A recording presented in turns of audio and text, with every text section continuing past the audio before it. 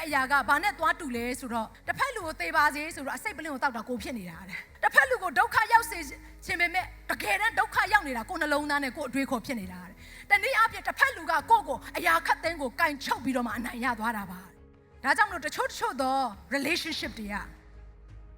တရားတစ်ခုကိုမီးရှို့ပြီးတော့ငါပြန်ပြီးတော့လှည့်ကြမလို့တော့ဘူးဆိုတဲ့ပုံစံနဲ့မဖြတ်စည်းခဲ့ရအောင်ငါဘယ်တော့မှဒီလိုမလို့အပ်တော့ဘူးဆိုတဲ့နှလုံးသားနဲ့ညှဉ်းထားမျိုးနဲ့အပြောအဆိုနဲ့အဲ့ဒီလူကိုပြစ်ပြစ်ခါခါမချန်ထားခဲ့ရအောင်ဘာကြောင့်လဲတနေ့တစ်ချိန်မှာအဲ့ဒီလူအားဖြင့်သင်ကောင်းကြီးပြန်ခံစားမယ်အလှည့်ကိုဘုရားပြင်ဆင်ထားတယ်ဘာကြောင့်လဲသင်အားဖြင့်သူကောင်းကြီးခံစားရတယ်လို့သူ့အားဖြင့်သင်ကောင်းကြီးပြန်ခံစားဖို့အတွက်ဘုရားသခင်ကပြင်ဆင်တာပဲ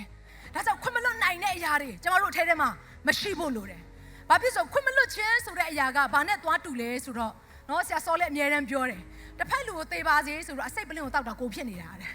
တစ်ဖက်လူကိုထောင်ကြပါစေလို့စဉ်းစားပြီးတော့ထောင်ထဲရောက်နေတာကိုဖြစ်နေတာတဲ့တစ်ဖက်လူကိုဒုက္ခရောက်စေခြင်းပဲမဲ့တကယ်တမ်းဒုက္ခရောက်နေတာကိုနှလုံးသားနဲ့ကိုအတွေးခေါ်ဖြစ်နေတာတဲ့တနည်းအားဖြင့်တစ်ဖက်လူကကိုအရာခတ်သိမ်းကိုကင်ချုပ်ပြီးတော့မှအနိုင်ရသွားတာပါတဲ့ဒါကြောင့်ကျွန်တော်တို့တယောက်ချင်းစာရဲ့အသက်တာထဲမှာလူတစ်စုံတစ်ယောက်နဲ့လမ်းခွဲရတော့မယ်ဆိုတဲ့အရာကြုံလာပြီဆိုရင်အဲ့ဒီလူကိုဘလောက်ချစ်အဲ့ဒီလူကိုဘလောက်ပဲတွေ့တာသဘောပေါက်ပါဖယားသခင်ကသူ့အတွက်လည်းအကျိုးကိုပြင်ဆင်ထားသလိုကိုယ့်အတွက်လည်းအကျိုးကိုပြင်ဆင်ထားတယ်ဘေးနားမှာရှေ့သူထပ်ပြောပါနှလုံးသားတော့ကျေဝန်းရမယ်